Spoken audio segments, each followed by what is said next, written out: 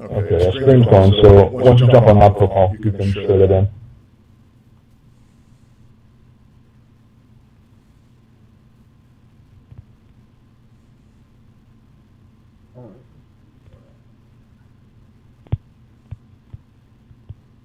Not popping up on the profile just yet.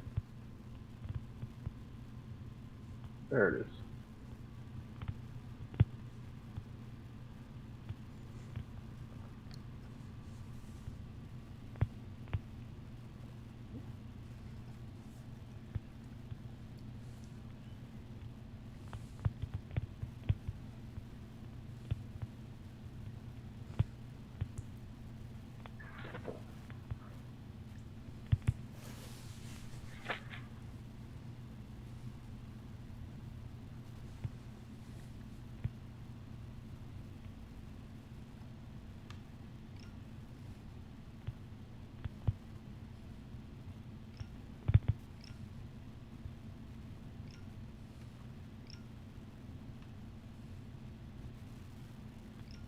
Cool. Yeah, I got it shared up everywhere now. Yeah, I'm doing the same thing here. It's just taking me a second because I got a few hundred groups in here, so.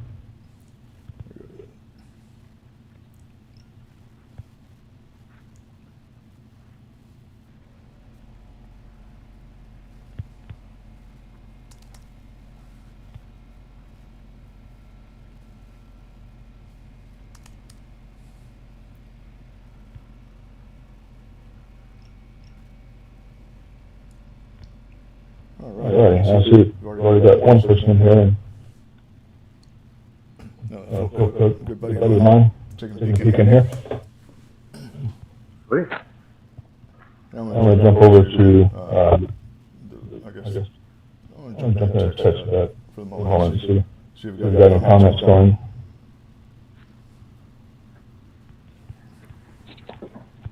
Yeah, people jump in as they get available and as they see the post come up. So. Let's go ahead and start by welcoming our LegacyCast listener and the viewers who are online. We're broadcasting all over the world today. So we're kind of doing anything here with the LegacyCast. We're actually giving you some live promotion for not only the different people that we're having on the podcast, but as a new partner with us is my friend here, Keith. And Keith has a firearms company, Raptor Training, that he works with, and it's something that actually is helping a lot of people.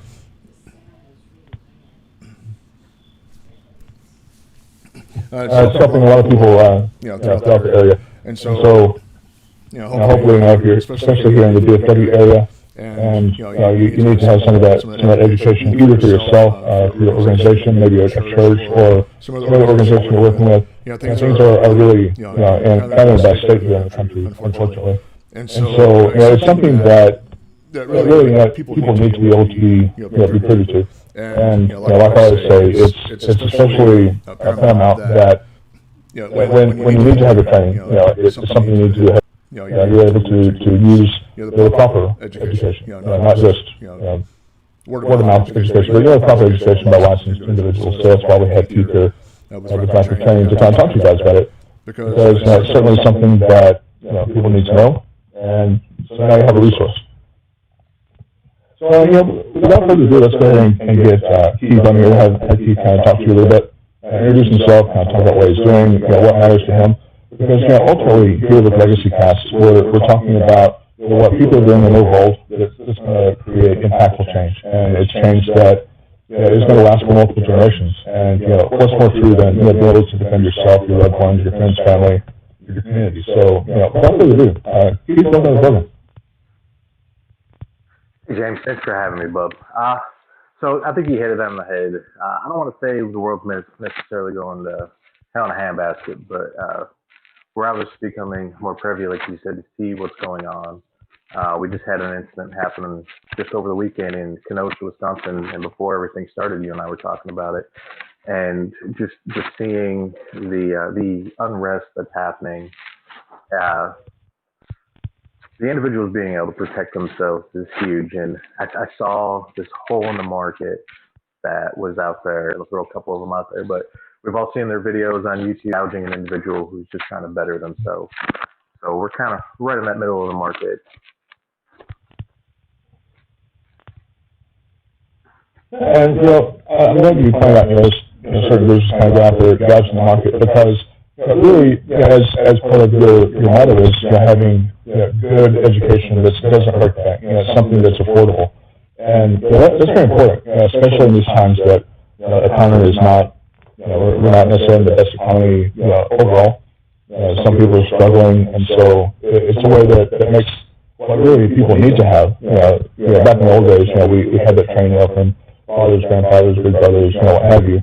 But nowadays, we don't necessarily all have that ability. So making it affordable, so that you can really be able to take advantage of good knowledge without having to spend part of the budget that really you need to be putting food on your table, not taking food off the table just to know something. So it's great what you're doing there. I appreciate that. At least, I mean, I'm one of those. I have a really unique perspective. I'm that unicorn out there. Originally grew up in New York, where firearms were the devil. They're bad. Stay away from them. They do bad things. And then joining the military kind of gave me that. That was my job in the military, was firearms, being an armor, a firearm instructor. And I learned to treat that firearm with respect. And if you're picking it up, period, you're handling it with a level of respect. It's not just a toy. It's the furthest thing from a toy. It's a tool.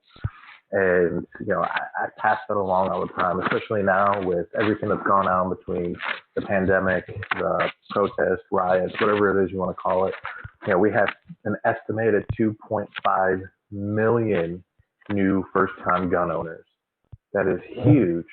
And I think being able to offer training out there. So a lot of them have made that first step already, purchased that firearm, but now they're scratching their head going, with the attempt is getting myself out there, and the calling is just been crazy. It is, and I'm really surprised. Likewise, you mentioned the numbers of the first time people who are purchasing a weapon. That is crazy. It's really phenomenal that the way things are. People are the law-abiding person is purchasing them in droves, and it really, in the big picture, I think it's a good thing. Being able to protect yourself, protect your home, that's something that we really should do. It's about giving life, as far as I'm concerned. That we do have the ability to protect our own life and the life of those that we're responsible for.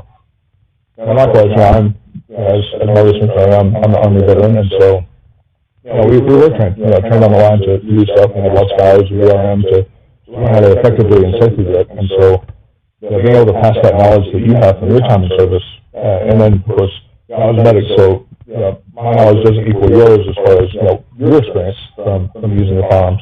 So having good guys that be able to help you, not just somebody that takes a license, but someone who has tried and true in the field experience, somebody that knows all the situations, whether it be tactical or just educational, not just the classroom, really in the field work, so that because what you learn just to get your license to carry is courses. That's way different.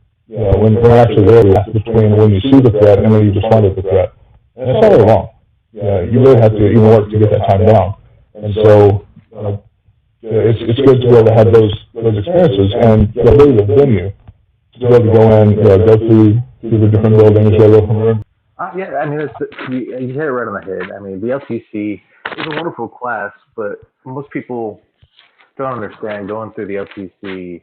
The main focus of that course is to teach you about the law, what you can and can't do, where you can and can't carry.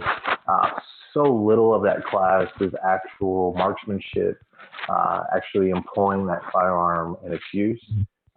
You get about maybe an hour's worth of just basic fundamentals on slideshow, click, click, click. And when it comes to the qualification course, you're kind of almost expected to have that little bit of knowledge before you're at that point. And again, you hit it on the head where you said, I did amazing when it came to, the static range where it's 3-yard line, piece of paper, and then you throw them in a force-on-force situation where we're using simunition rounds and they shut down, and again, you don't know what's around that next corner. And that's actually something we're working on, and something that I incorporate in a lot of my classes is those of us in the military are proud of. That's something that I incorporate in munitions, so we can start bringing that force-on-force training to the public realm. So it's not just, hey, meet me at the range, we'll shoot stuff around, but we're actually able to do, like you said, the force-on-force training. And kind of to rewind just a bit, sort of the why behind the mission, and what it is that the maybe not the so obvious reasons why you're doing the business that you're doing, but maybe some of the spirit behind it, and what you're wanting to accomplish, not only for yourself, for your children, your grandchildren. What does that look like for you? So we've hit on it a little bit throughout the little bit of the segments that we've had. For me, it really started off with I got out of the Navy 2 years ago, and I've been looking for that forever job. And the forever job, when you're working for somebody else, just truly doesn't exist unless you're doing something you truly love. And again, I have that really unique perspective when it comes to firearms because I come from New York, and you can get long arms, and even then, they're really starting to heavily regulate long arms. And like a pistol was, like good what the Second Amendment was, and it always catches me off guard when people Second Amendment is to protect yourself. Like, yes, it's not necessarily that or protect yourself again. And one of the things that really clicked for me at first when I joined the Navy and I was learning my job, and my very first chief in the Navy, he told me to look it up, and there was a admiral in the Japanese Navy, and there was a quote on why they decided to pick Pearl Harbor versus the mainland. And the admiral said it'd be a suicide mission. There'd be a gun barrel behind every blade of grass. And to see that a foreign government was afraid of not our military, but our citizens is what really spoke strongly to me. That, like, one amendment is just, to defend myself, people kicking in my door, like, that's such a small part of it. And being on the civilian side now, when I had to take my security training, I had to go through training, even though, we've got plenty of that in the Navy, but of course, Texas, they're all their check boxes, so I followed that. And I don't want to throw shade at other instructors, but they start bringing in stories that are just like, you can never get away with that. And I have experienced that over and over and over and over again on the civilian side when it came to training. And looks like my video went down. But like I said, I've experienced that on the civilian side over and over and over again, and it really bothered me that we don't even write personal stories, and personal experiences are always great, and they're always going to help enhance the lesson. But when some of the stuff that they're talking about is just really bad information, is really what scares me, and why I decided to start Raptor Training. One, to offer that affordable option to people, and then the other was good information, making sure what we're putting out to the client is, one, going to be what keeps them in a legal realm that's not going to get them in trouble, and two, what we're putting out is also, as far as we're aware, is what is currently accepted as best tactics, best practices, so to speak. And hopefully, on a side note, hopefully my mic kind of squared away, because it looks like some of the viewers were hearing double of me. Hearing you, great. They're hearing two of me, and that's probably one time too many, for sure. Yeah, you're saying, that's something that a lot of us have known. They knew that we were armed people, and it still needs to be that way. The other nations do still need to know that there's however many million people here in the U.S., like 300 million or something. And that of those, 290 million of us have something less likely to try to take advantage of it, because they know that there's a threat that they may not be able to take care of. And so, it is part of national security as well as personal security. And when you're starting your business, definitely. When you're starting your business, kind of going to some of the formational things is, a lot of the people, especially in my space, and also business attorneys, they'll encourage things like having the business plans and putting together your financial plans and so forth. Is that something that you've been passionate about with yourself as far as structuring that, or is that something that you really haven't seen as much of a need personally that you need in your space? As I'm growing, so again, when I first started it, it was just pieces falling into place. Like I said, I'm full time in the security side of things. I'm working on my degree in security management, and a part of becoming a security instructor was earning my LTC. Well, why am I going to earn my LTC just to, not go ahead and teach LTC as well with it? And I found I wear one of my firearm instructor shirts out in town, and without fail, every time I'm somewhere, hey, do you teach? And up until recently, it was like, well, no, I don't. I can't certify you. I mean, if you want to go to the range, by all means, I'll teach you. But I can't, I'm not an LTC instructor. And even that's what I was having to say over and over again. So finally, it's just like, well, is there really that big of a calling for this? And I did some research and found out that there really is, especially when it's a multifaceted organization. In September, a lot of military members will recognize it as TCCC, Tactical Casualty Combat Care. We're breaking it into two separate courses, 2 separate days. We're calling it Tactical Life Saving Skills. So we're not just teaching just firearms. We're not teaching, in this very narrow line. We want to offer the most well-rounded, available training to everyone possible. It started off with offering the National Rifle Association's basics of pistol shooting, but now we can offer, home self-defense, how to create that critical plan of protect you and your family in your home, and sit down and we do a consultation and I'm like, well, here's the floor plan of your home. If something happens here, what's your egress route? And you always get that head scratcher like, oh, I never thought about that. And that's kind of where I've taken Raptor training. And when it came to the building of everything, again, it was just, someone asked a question and I was like, well, I can build that, no problem. I can create a course for that. The financial side, I still haven't dove deep into it yet. I've got my home office. I don't have an office out in town yet. As I get closer and closer, maybe after the pandemic and things really do take off, that'll definitely be an option where I'm actually writing a business plan. I did have to write a small business plan when it came to working with UTM, the Ultimate Training Munitions Company. But as far as presenting it to a bank for financing or anything, I'm kind of just figuring it out as I go and what that calling is. I don't want to just peg hole myself to where now I'm missing the opportunity to supply something to my client.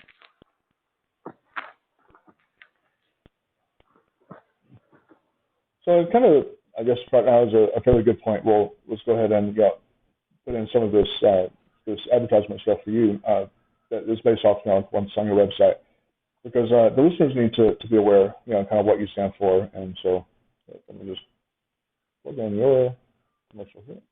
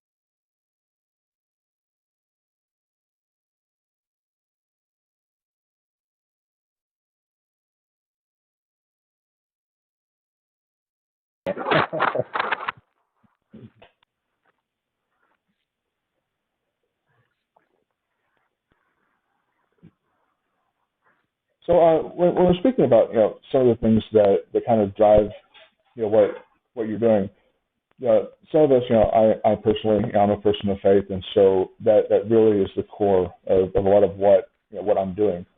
Is that something that impacts you as far as maybe a spiritual compass or a moral compass, something that really is at the core of your business and how you operate that? Yes, so definitely. It's something that I've always wanted to dabble with was join the Freemasons. And at the time when I first thought about it, I really had no spiritual guidance, I guess is you would say. And I had a warrant officer that was like, well, because I was raised Roman Catholic, and uh, as I got older, I just wasn't sure. But then one of my warrant officers brought up to me, he's like, well, have you thought about Buddhism? And I was like, what? Wow, whoa, what?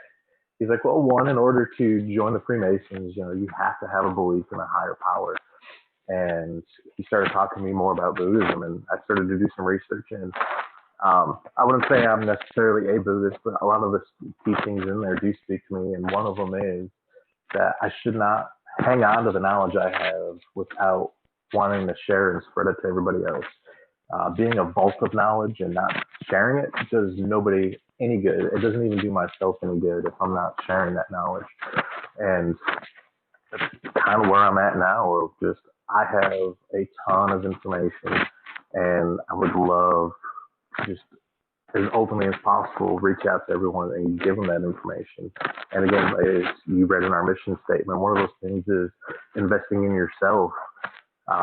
You can't expect someone to want to invest in you if you're not reaching out.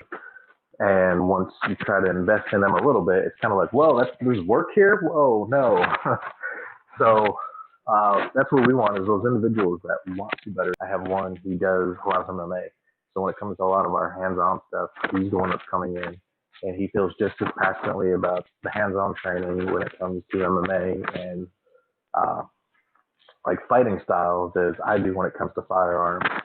And those are the people I'm looking for when it comes to my instructors, because I want them to be able to stimulate that motivation in somebody else. Like even again, like I said in our mission statement, after someone's quit on themselves, we're not just going to let you quit. You're here.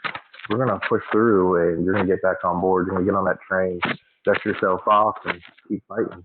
Because a real world scenario, there is no giving up in a fight. If you give up, then it's over. And that's where that last little tagline in our motto is, learn.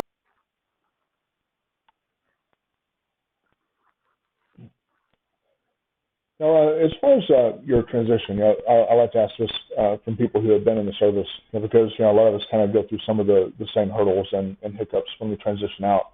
What did your transition look like? Was that something that was pretty difficult for you because of loss of the brotherhood and the camaraderie? What was your experience in that?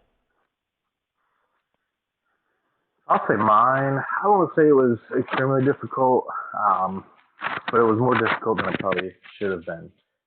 One, if you're still in the service, use your TA. I'm telling you right now, that is the biggest mistake I made. If you have time to do it now, do it now. Please do it now. The other is I transplanted myself. Again, I'm originally from New York. I visited Texas before I even joined the service.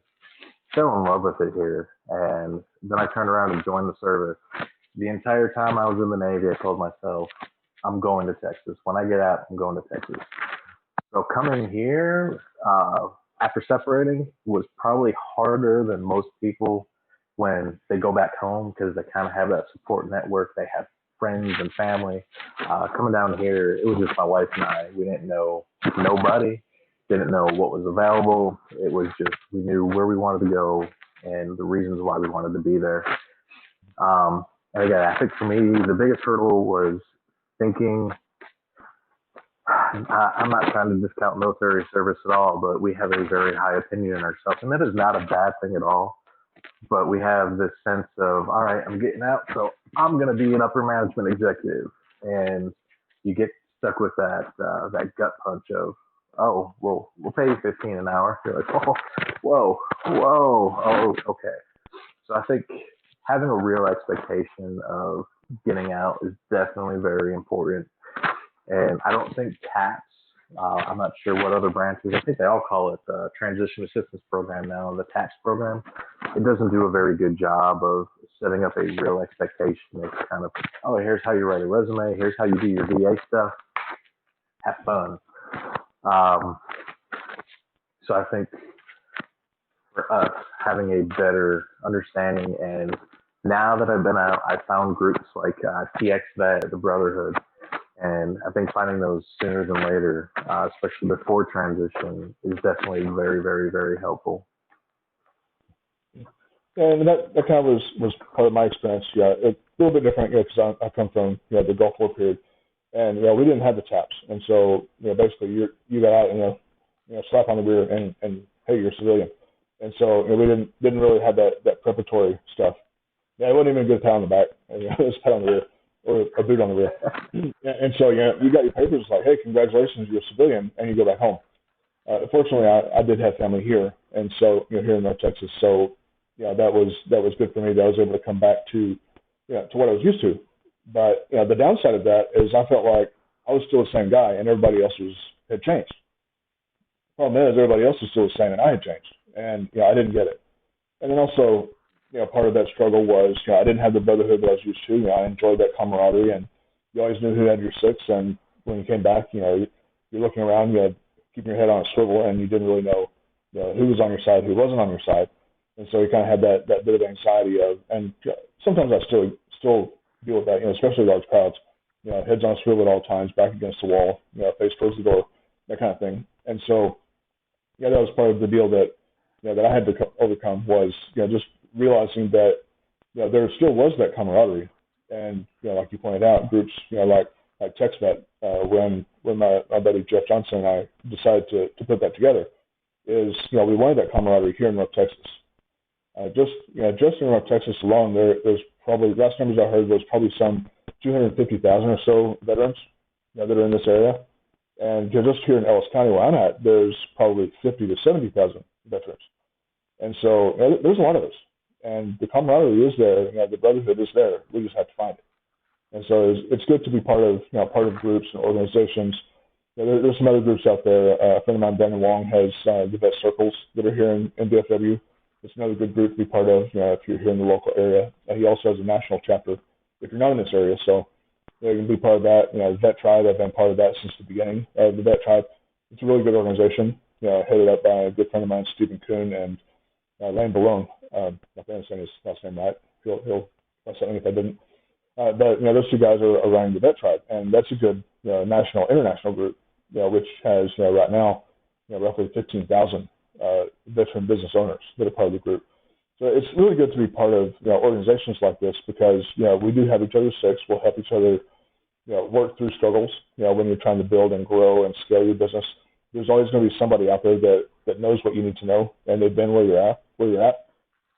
The most valuable thing though is having good solid mentors that are in your corner, because especially the mentors who have been where you want to be, they've done that, and they can save you a whole lot of pain, a whole lot of anguish and angst that it takes in growing your business, because they've been there, they've done that, they overcame it, they moved on past it, and surprisingly enough, people who are successful want to share that good knowledge.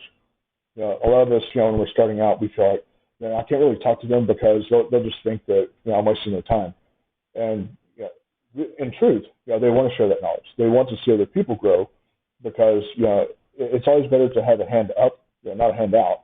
Don't get that wrong, but a hand up as you're trying to climb that hill, because the best way to climb the hill is to reach up to the person that's ahead of you and pull you up the hill. And then in turn, you do the same thing for the other guys that are falling behind you. Is you reach down, you grab them by the hand, and you help them up that hill. And as we say, a lot of us vets say, you see the hill and you take the hill. But the way that you do that is by grabbing hold of the person next to you, and you both get up there. Strength in numbers, and so that's really a powerful thing. Kind of a thing that I was alluding to a second ago is regarding some of the pitfalls and hurdles that we overcome. So far, Keith, what have you run into maybe that you call, say, a hurdle that you overcame, and how'd you get past it? So just personally, again, looking at what Texas requires, I want to say fighting the state of Texas, but it certainly has felt like a fight with them at times. Just again, kind of understanding that just because your military is certified in one thing, it doesn't translate over to the civilian side all the time. One of those was being LTC, sim instructor, small arms instructor, crew serve weapons instructor, and sent all that stuff to them.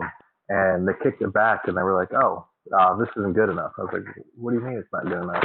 Okay, well, so I sent them the coursework that shows the school's 22 days.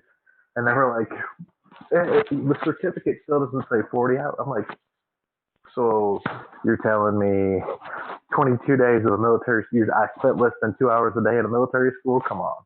Come on. Like, let's figure this out. So I had to start from scratch. I was a beginner, and that was kind of like I mentioned before, getting out and dabbling back in the private sector. It was a gut punch of and understanding that and being able to be like, you know what, I got this, and not letting it deter me. I think that's um, where a lot of that, like, we get discouraged because we feel like the civilian world doesn't get us or want to accept what we've done, and we're just like, oh, okay, well, I guess we'll just go do this then. I've worked with a couple guys again in security that they've stuck themselves in this rut of that's all they want to do is this is what I've done. I'm like, well, why don't you want to? This is a chance to start fresh. Don't worry about what they're gonna take from the past. Start fresh, motivate yourself, and just don't fall back. And for me, I kind of hit that rut as well. I kind of was like, what am I gonna do? And then I was just like, whoa. That's not the veteran. That's not the military mentality of throw my hands up and give up. We fight. We push through. And took a couple of my mentors, like you mentioned, that got me out of that rut. And we're like, what are you waiting on? Every day you wait, another day you don't have it. And I think for me, that was the biggest hurdle, was just realizing everything doesn't translate over and knocking myself out of that rut and carrying on. Yeah, I just have one more question before we have another quick commercial pause, and then we'll get back to some of the final questions. With your business, do you really feel like that's something that you've kind of found your calling as something that you really want to stick with, or do you see maybe at some point adding or incorporating additional dreams and goals into what you do?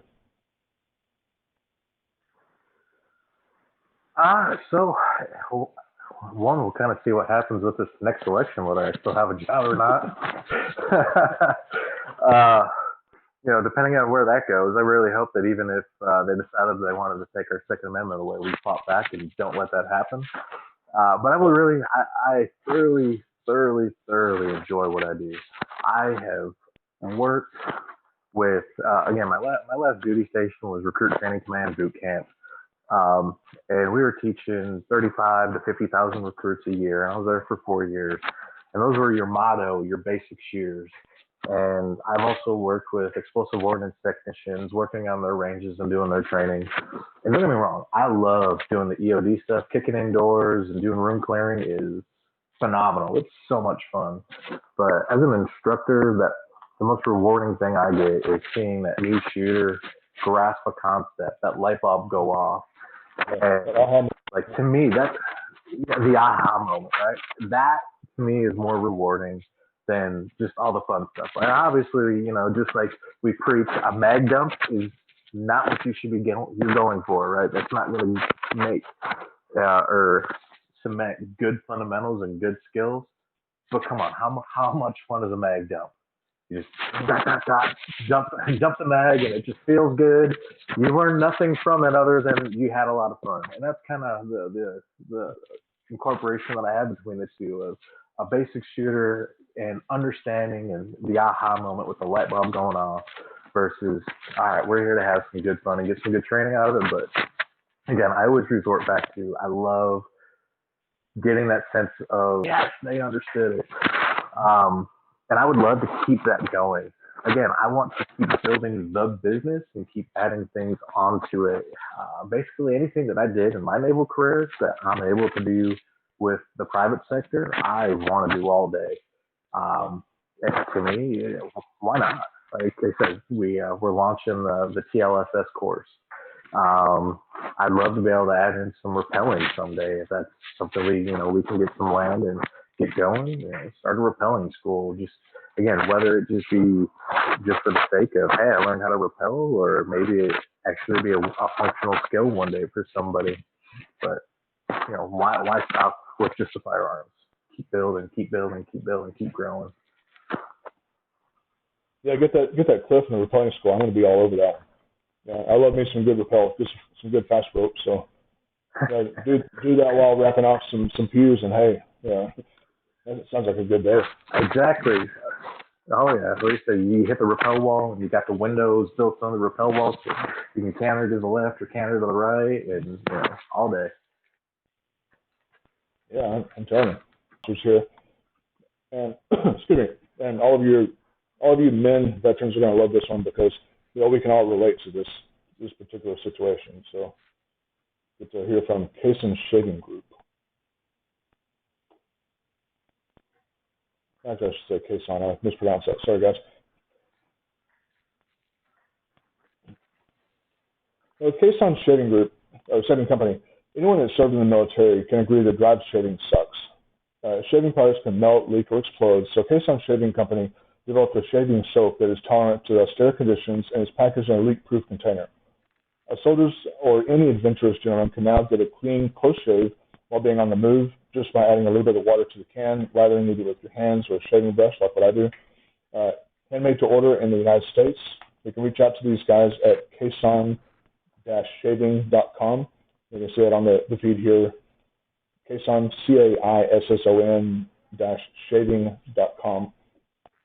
Now, obviously, you can tell I don't shave too much because I got work on my glorious beard here. So, yeah, I have to undercut it and trim the edges. So, be sure to reach out to these guys and make sure plugs in there for the people that are helping us out, helping to keep us on the air, keep us running, and share the love of some of these veteran businesses because we love to have each other six. So Keith, some of the I'll raise mine up. See, I have to undercut that thing a little bit. I look at my Leonidas approach here. Those of you that seen the 300, got that Leonidas thing. Next, I have to get back to the gym and get everything from the neck down, looking like Leonidas, and I'll be in good shape. Right now, I've got that vet bod, just like a dad bod, except more pain. So I'm with you. Yeah, more round with the sound is what they say.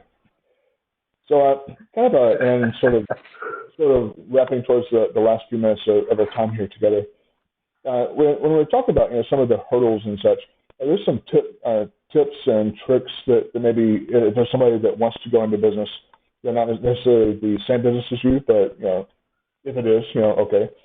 But someone that's starting out, some things that you discovered that really helps give you an edge, maybe a jump ahead, maybe a jump start, some tips that you could put out there for people to do, or definitely things for people to not do, that's going to help them succeed and be able to strive in the industry. Yeah, definitely. So first is use all the resources that are given to us as veterans. It goes over the how do you build a business plan, how do you create a mission statement, and I have pulled stuff from there, like you had my mission statement earlier. It's very concise, very to the point, explaining why we do as well. I've been in business in one way or another. Before I joined the Navy, I used to work on balloon rides. Not your hot air kind of gas kind of balloon rides, but they were helium balloon rides, and we'd go around and set them up. And aside from grip, I was the one that went out there and installed everything. I was one of the balloon rides in Orchard Beach, and I had politicians try to come, throw their weight around at me because I was some 18-year-old kid that didn't know anything. It was what they thought. And just don't be intimidated. I guess that's the biggest thing is, you would have to do as a business owner. A lot of individuals have that idea that I'm going to kick back in my chair with my arms back, cigar, and a glass of whiskey. Quite literally, I still go out to, you brought up churches. I go to churches and meet with the pastors and meet with the individuals that set up like private events for the church. And, I'm pretty much cold calling or door-to-door salesman. Like, don't be afraid to get out there. What's the worst someone's going to do is tell you no? Like, okay, next one. So, but we're so afraid of that rejection that, we kind of, no, I'm not going to do that. I go through and I will find every church in an area. And Saturdays and Sundays, I will go out there with my briefcase and all my flyers and all my information and start handing them out, start talking to people. Um, Even during my classes, like I have clients ask me all the time, like, well, can you come talk to my church about situational awareness all day? Oh, there goes my camera again. It's got like a 20-minute timeout. um, but like I said, everyone's just so afraid of, I don't want to say denial, but they're just, oh, that's below me. There's nothing below you as a business owner, aside from shady practices that you don't want to associate your practice with.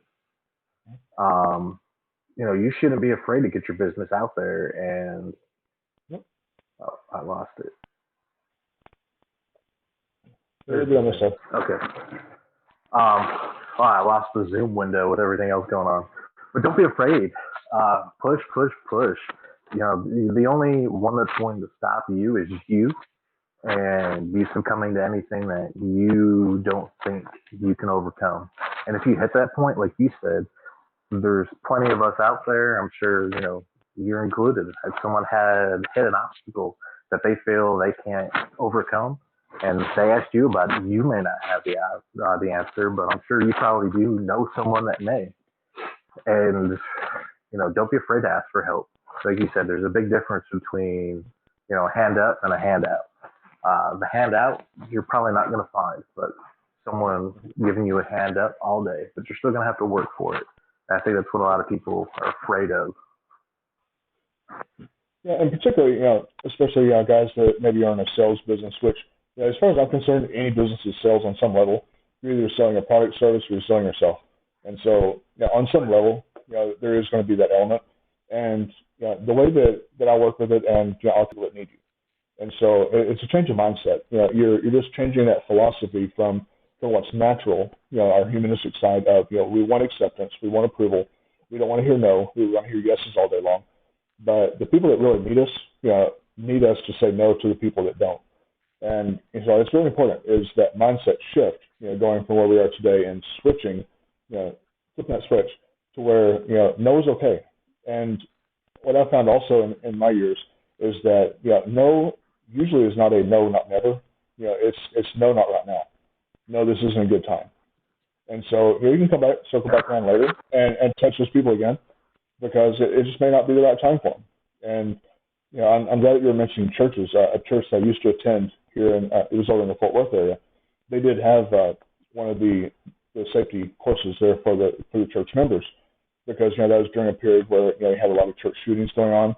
And so, the pastor and the elders there at the church, all the weekends, they wanted to have, somebody come in and talk to them. And at that time, it was the sheriff there in Fort Worth.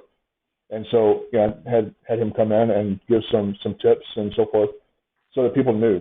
And then also just making sure that you understood who are the armed people that were going to be in that group. So that, those people are at key locations. And obviously, this is stuff that your course will teach them, is having those people in the right place, having the people that are present know who those right people are, so that, when something happens, those people step up and everybody else can get out of the way. And so, these things are very important because then at least you know where the threat is and you know where the safe directions are. And so, it's definitely very important. Churches, nonprofit organizations, even companies, companies I think need to open up a little bit more to being aware that, hey, there'll be somebody that maybe is a sour customer and they're not going to be having a good day, and you don't want to be a target. And so just knowing that you have that particular presence on site that can help protect your business, because if you don't have it, you're a liability. And so you don't want to be an ostrich with your head in the sand. You want to make sure that you have plenty of wolves amongst the sheep there so that they can protect. And so it's very important, making sure that you do have that contingency, but then also at the same time who those people are, and you can lean on those people for safety. And so again, a plug for all those companies out there that maybe you're thinking about it and haven't done it. Reach out to Keith, make sure that you can get the right knowledge, make sure that you're instructed the correct way, you have the right people, you have a good plan, you have that good mitigation put into place, because disasters do happen, and if you don't plan for those things, failure to plan is planning to fail, as they say. And So it's really important that you address it, and you don't get a redo on something like this. So you can't hit the rewind and start over. It's something you have to do ahead of time, be proactive, and take care of it. So kind of as we're winding up here, I think you're going to say something, Keith. Go ahead. Yeah, real quick on that. I love what you brought up. One of the things we teach, and I'll throw that free tidbit, right? That sharing of knowledge. If you have security at your company, that's great. You know what? Everybody that works at your company should feel like they're a part of the security team. That's the number one thing that I see a lot of companies do is they go, well, we have security. It's like, okay, so have you trained your employees to not let someone piggyback off of, say, a door entry? So they scan their badge and, we're for the most part a polite society. So here, let me hold that door open for you. Well, do you know who that person is? If you don't, you shouldn't be holding that door for them to let them in. That could be, a suitcase full of firearms in there that you just help like. So all your employees should have that security mindset to this is my home away from home. We spend just as much time as we do at work almost as we do at home. So you should have that mindset of you're not going to let a stranger into your business. Maybe the front door where, depending on retail or whatever it is, but into the areas they're not supposed to. You're not going to let that stranger back there, just like you wouldn't let a stranger into your home. Right. Yeah, that's really important knowledge there. As we're winding up, because I'm kind of keeping an eye on the little analog clock up here that I got going, so I don't run too late. As far as what are the best ways for people to reach out to you? I know we've mentioned your website as far as how people can get a hold of you through Raptor.training. What are your other preferred ways for people to reach out, touch base with you, and set up an appointment, maybe even just be able to vet you a little bit and see if that's going to be a good fit for them? Yeah, definitely. So, like you said, the website Raptor.training. It's one of those newfangled domain names where it's not a .com anymore. It's Raptor.training. Same thing with our email address. You can shoot us an email at contact@Raptor.training. That'll go to our admin team and they'll push it off to whoever they feel is best at handling it. If you want to get a hold of me directly, K Gilbert. So first initial, last name at Raptor.training. Social media, we also have a phone number, 817-770-0886. Try to make it super simple. A lot of repeating numbers in there. Like I said, reach out to us. If we're not able to answer the phone because we're in a class or we're doing something, we'll always reach back, typically within a day, because we don't want you to go venture off and maybe find yourself with another client. We want to bring all that in. I have a couple. One question. Point. Do you have crayons available to them? During the classes. I will bring crayons if that's what it takes. I will definitely bring them out there for them. Yeah, make sure that the original Crayola is not some of these off-brands. I've heard some flack about those off-brand crayons you can get at Dollar General or something. They don't want any of those. They want Crayolas. Hey, I'll bring them all day. Okay, and kind of wrapping up. This is I think the most dreaded question most of my guests have run into. But people that know you don't know about you. I'm a huge fan of King of the Hill now. That is true. I am a huge fan of King of the Hill. That might have been part of the thing that brought me down to Texas. So some people may know, but I'm actually really avid in photography. That's the setup I got going right now. Part of the reason why it looks so crisp is, again, I'm huge in photography, particularly architecture. And I don't know, maybe that's part of why my security side and the firearm side and the architecture thing melds as well as it does, because I love architecture. And by seeing so much of it, it's one of those, we as military members, we should just having that love of our architecture and knowing how stuff operates. So I think it all kind of tied in. But like I said, for me, photography is huge. It's kind of one of those things I just sit back, relax, and get some great shots. Yeah, so that's actually not your home office behind you there? You got that green screen going? And right now. Yeah, throw up the green screen in front of the boxes and the shelves of stuff, yeah. Exactly. Hey, I can't jump on and, you see all the moving boxes still behind me. Yeah, I just see lean back chair and a shelf back there with some plants that look like they need water. Well, buddy, yeah, I appreciate your time. Who's over? Know your business, what you're doing, why you're doing it. Yeah, get to really know a lot about you as a person, Keith, and also your business with Raptor Training. Make sure that they really know who to go to, because that really is a very valuable resource. Is when you know who to go to, then it takes all the guesswork out. And when you know who the person is behind the scenes, then it really helps you to know, like, and trust that organization. And that's what we're about here. Whether they need it or not, they at least know somebody who does, and that way we can help each other become a better, stronger future. So thanks for your time today, man. Hey, thank you so much for having me, James. I look forward to working with you in the future, man. Yeah, likewise. And I'll let you go for now. Then, like I like to close out my episode with is see you around the bend, my friend. See you around the bend.